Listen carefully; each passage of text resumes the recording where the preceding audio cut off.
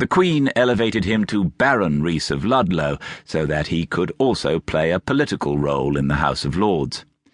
Rees receives his visitor at Carlton House Terrace, the home of the Royal Society, in the immediate vicinity of Buckingham Palace. Over his desk hangs a huge oil painting of Sir Isaac Newton, who was once president of the Society as well. There is tea. Professor Rees, what does an Astronomer Royal do? Oh, that's just an honorary title.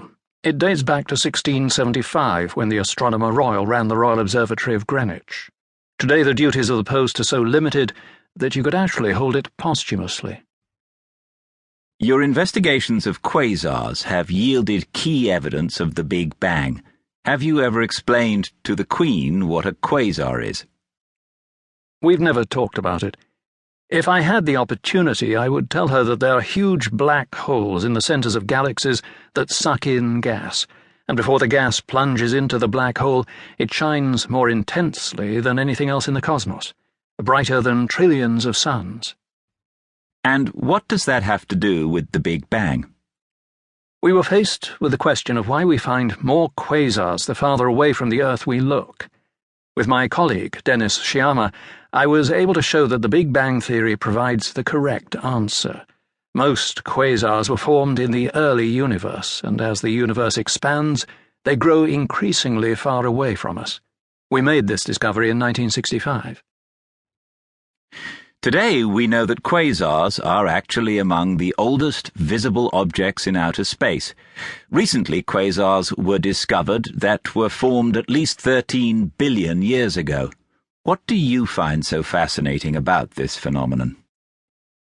The physics at the edge of a supermassive black hole is really interesting. We can test Einstein's theory there, and remarkable effects occur.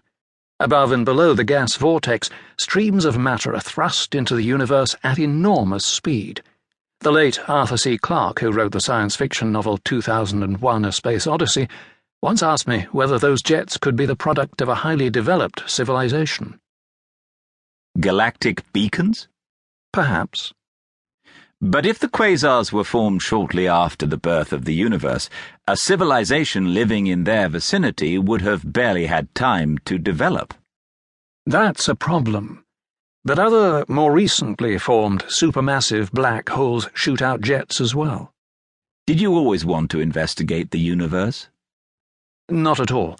I began as a mathematician, but then I realized that I didn't want to pursue mathematics for its own sake, so I looked for a field where I could apply what I had learned. I was within an inch of becoming an economist. But after a year or so, quasars, which had just been discovered, turned out to be a good choice. I once considered becoming an astrophysicist myself, but with my 25 years at the time, the stars seemed to me too far away, while there are so many astonishing things to explore right under our noses. The stars are much closer to us than you might have thought. They're governed by the same natural laws as everything on Earth, only under extreme conditions. After all, the cosmos is our environment. With all human beings who have ever lived, we share the same view of the stars. And ultimately, we ourselves are stardust. Like everything on Earth, we consist of the vestiges of long-extinguished celestial bodies. Exactly. All the elements were formed in the stars out of hydrogen and helium through nuclear fusion. If you're less romantically inclined, you can call human beings stellar nuclear waste. These must be exciting times for anyone probing the mysteries of the universe. Cosmology is undergoing a revolution, your colleague Charles Bennett has declared. Absolutely. Thanks to new telescopes, as well as the processing power of supercomputers, we can now trace the development of the universe back at least 12 billion years.